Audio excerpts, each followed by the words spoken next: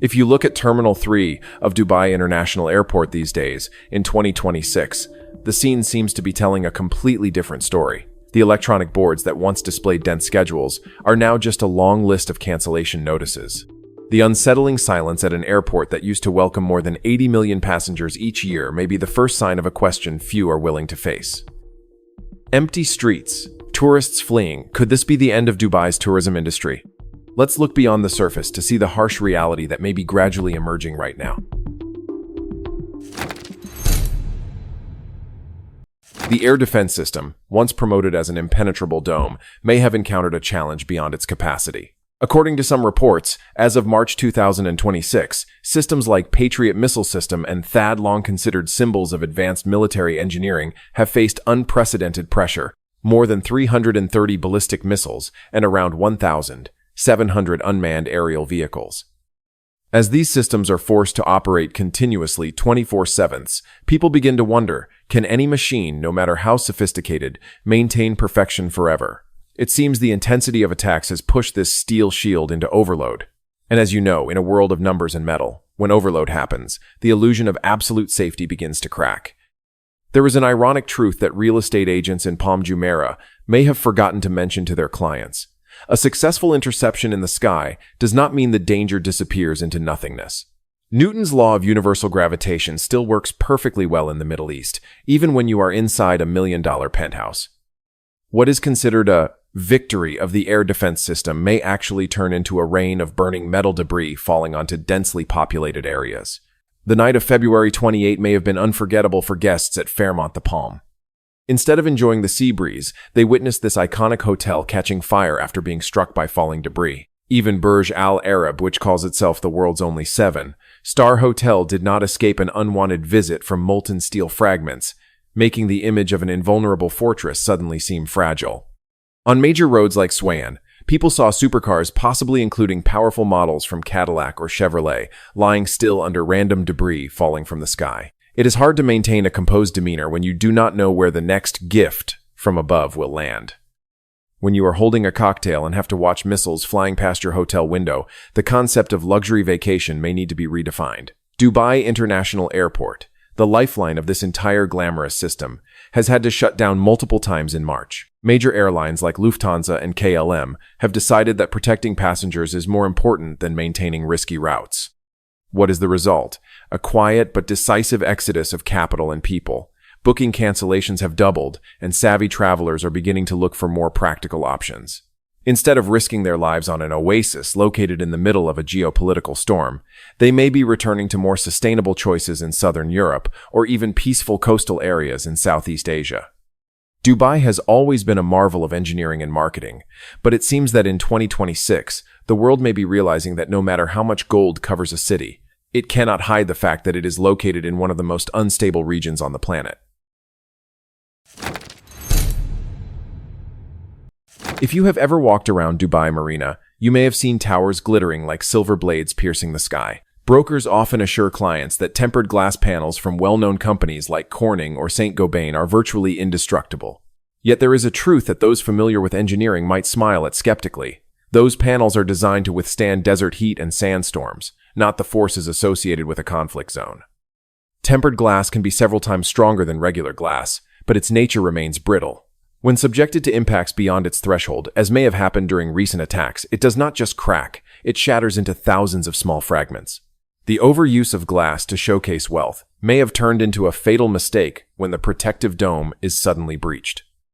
Imagine an interception occurring right above Burj Khalifa. You may know that the shockwave from an explosion does not need to directly hit a building to cause damage. It is a wall of pressure moving faster than sound, slamming into more than 26,000 glass panels covering the tallest tower in the world.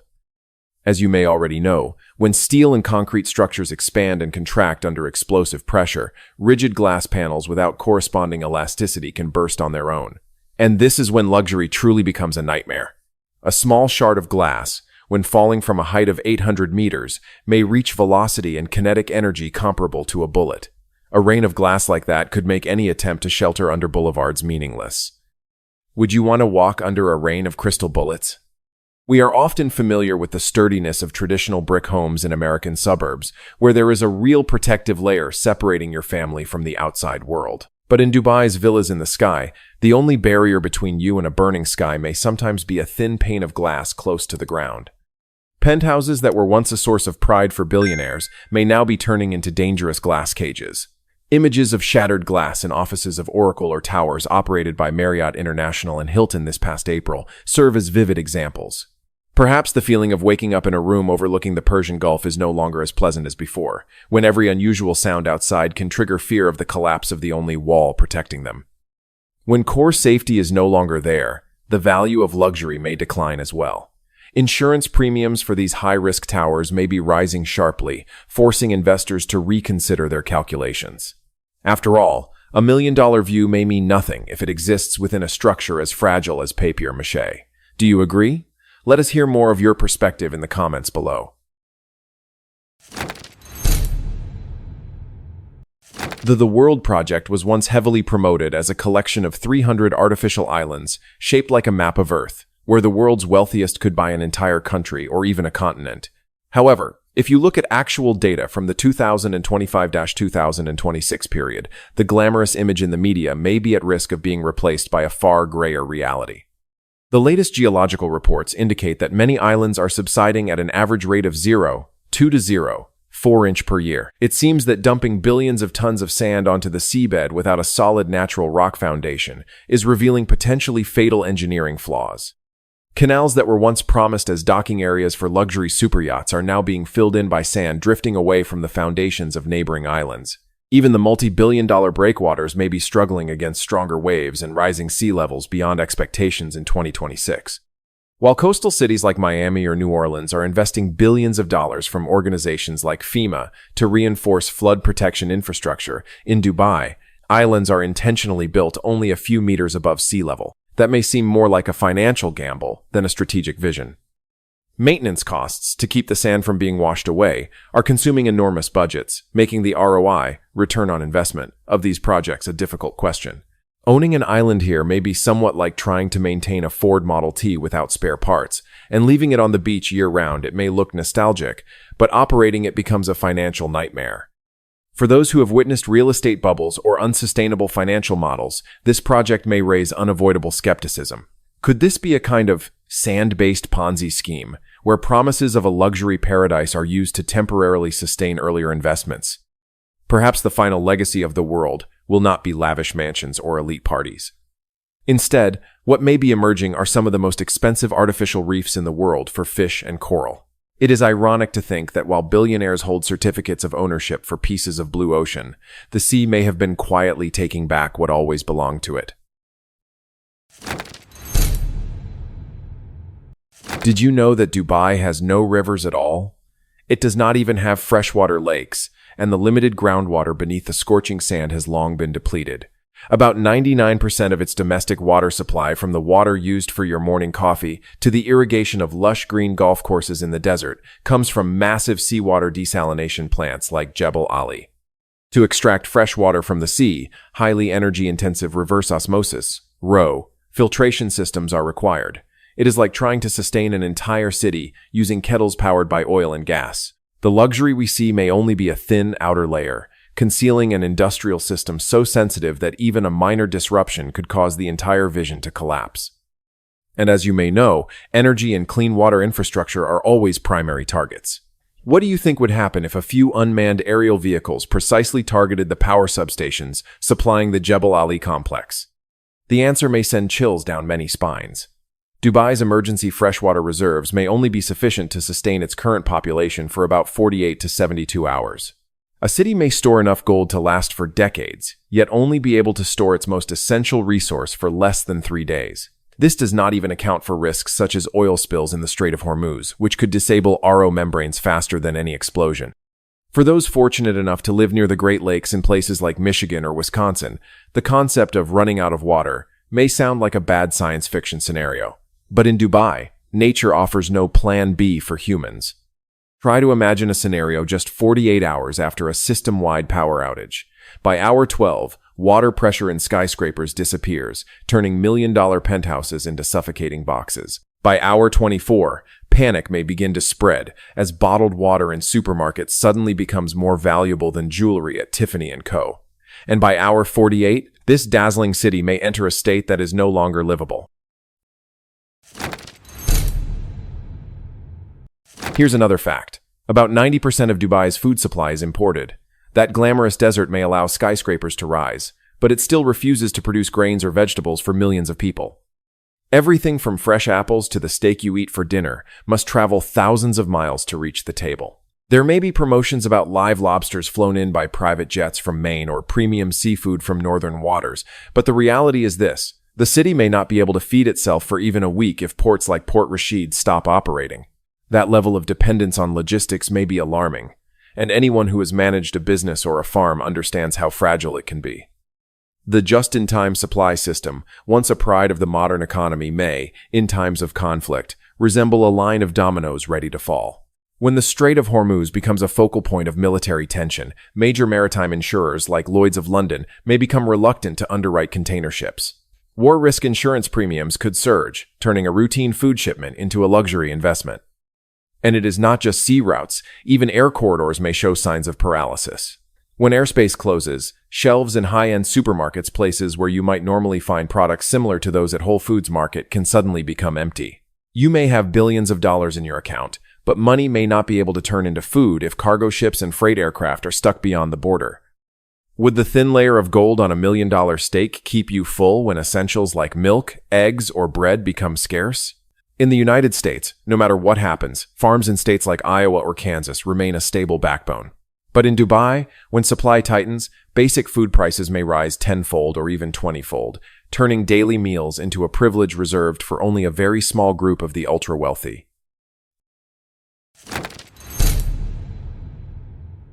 This may be one of the facts you often hear when watching videos about Dubai. Out of the total population in Dubai, only about 10% are locals. The remaining 90% are an invisible workforce from all over the world. From engineers operating complex water filtration systems to dedicated service staff at hotel chains like Marriott International or Hyatt, most of them are foreigners. Dubai is like a shiny Rolls-Royce, but its owner does not know how to open the hood, let alone check the engine oil. All convenience relies on outsourced labor from India, Pakistan, or Western experts. You may agree that a system where operators have no deep-rooted connection to the land they stand on is like a castle built from cards. Just one strong wind could bring everything down. In April 2026, when embassies began issuing red-level security warnings, this invisible workforce made what may have been an inevitable choice. For expatriate workers, high salaries or promises of luxury may suddenly become meaningless when air raid sirens begin to sound.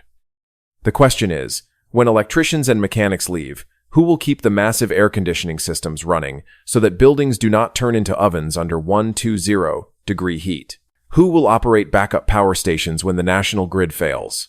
And perhaps most importantly, who will handle thousands of tons of daily waste when municipal services suddenly disappear along with evacuation flights? Billionaires may find themselves trapped in million-dollar penthouses without elevator operators, delivery workers, or even security staff on duty. The seven-star luxury of icons like Burj Al Arab or Atlantis, the Palm may gradually turn into cold architectural shells. For those who have managed businesses, the risks of fully outsourcing essential operations are being demonstrated in a particularly painful way. A city not built on patriotism or community bonds, but instead on short-term labor contracts, may begin to unravel as soon as cash flow or safety is threatened. After this exodus, will Dubai ever regain its position? Or will it become a cautionary chapter in economics textbooks about a flawed labor model? As you can see, in the end, the strength of a community may always lie in the hands of those who truly consider it home. 80,000 booking cancellations in just the first week of the crisis in February 2026. This is not just a statistic about lost revenue, it is a decisive vote with their feet. Try putting yourself in the position of a luxury traveler. You may be willing to spend thousands of dollars for a night at the Street, Regis, or the Ritz-Carlton. But you may not be willing to pay that price for the risk of hiding under a bed when red alert sirens go off. Once the brand of a safe paradise begins to crack, even 70% discounts or the most attractive offers may struggle to draw people who value their lives over temporary luxury. It seems many are realizing that the safety of a solid home in an American suburb may still be more valuable than a high-end apartment in the middle of a geopolitical storm. While Dubai is dealing with silent towers, global tourism and investment flows may be finding more practical destinations. Markets like Thailand or Vietnam are emerging as appealing alternatives, where luxury can still be found with a significantly higher level of geopolitical safety. Or perhaps many are returning to more traditional values in southern Europe, such as Greece or Italy. There, people are not just selling glass-covered apartments. They are offering cultural foundations and agricultural self-sufficiency, things that may be far more sustainable than a dream built on sand. It is hard not to notice international conferences and major sporting events shifting toward cities like Singapore or Tokyo. Once the status of being the center of the world is shaken, regaining it may be an impossible task. When individual investors see rental income disappear as tourists flee, they may have no choice but to cut their losses as quickly as possible. In a world where stability becomes the most valuable commodity, practical and sustainable assets may ultimately be where capital seeks its final refuge. There is a truth that brochures never mention. In Dubai, air conditioning is not a convenience, it is a life support system. Try to imagine fully glass-clad towers when central power plants shut down, or when the smart control systems of Honeywell become paralyzed due to a lack of replacement components from the United States. After just a few hours without cooling, these buildings may turn into massive ovens due to a reverse greenhouse effect. Indoor temperatures could reach 140–158 degrees, causing expensive Italian leather furniture, rare hardwood floors from the Amazon, and million-dollar artworks to begin warping and cracking. Could it be that decades of accumulated luxury might only need a single scorching afternoon to turn into ruins? Physics always has its own way of responding to human arrogance. Uneven thermal expansion between steel frames, concrete, and glass facades under the extreme heat of the day and the cold of desert nights may create silent but fatal structural cracks. When silicone sealants and rubber gaskets, the only things keeping buildings airtight degrade under intense UV radiation, Dubai's shield may effectively collapse. And do not forget desert sand. The sand here is not like the sand on Florida beaches. It is ultra-fine, highly abrasive, and capable of penetrating every corner. Without positive pressure from ventilation systems, sand may infiltrate data centers and elevator control panels made by Siemens. The result? The smartest towers in the world may turn into lifeless boxes, where even opening an electronic door becomes an impossible challenge. As you know, desert sand never stays still. After just a few months without human maintenance, grand avenues like Sheikh Zayed Road may be swallowed by sand dunes, creating a scene resembling a modern Pompeii, but far hotter and more suffocating. Icons like Burj Khalifa may still stand for a long time, but not as wonders, rather as skeletal remains of steel and glass. It may serve as evidence of an era when people believed that Czechs could overcome the immutable laws of nature. It is ironic to compare this fragility with the sturdiness of natural stone structures in the United States or Europe, structures that can last for centuries without needing an electrical outlet to survive. When the last managers leave, they do not just abandon concrete structures, they leave behind a shattered dream. 100 years from now, will future generations look at these ruins as a peak of human ingenuity or as a costly lesson about building paradise on a foundation without substance?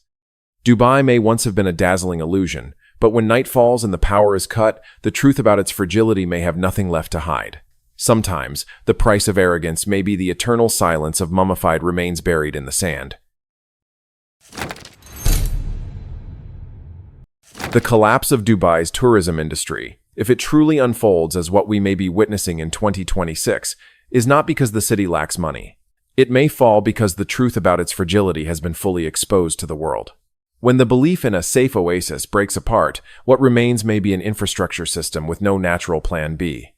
Would you choose a luxurious but fragile apartment in the desert, or a solid home with self-sufficient resources in your own homeland if disruption arrives tomorrow? Let us hear your answer below. Note: this isn't some crystal ball attempt to predict the exact date of a global meltdown. Think of it instead as a much-needed reality check on the systemic geopolitical risks that those glossy investment brochures conveniently choose to ignore. We truly appreciate you sticking around until the end of this analysis. If this breakdown has changed how you look at the supposedly untouchable world of luxury, or if you've begun to see the inherent fragility in these high-growth desert models, then our job is done. We truly appreciate you sticking around until the end of this breakdown. If this analysis has changed how you look at the supposedly untouchable world of global aviation and the fragility of models built on prestige rather than people, you know what to do. We'll catch you in the next video.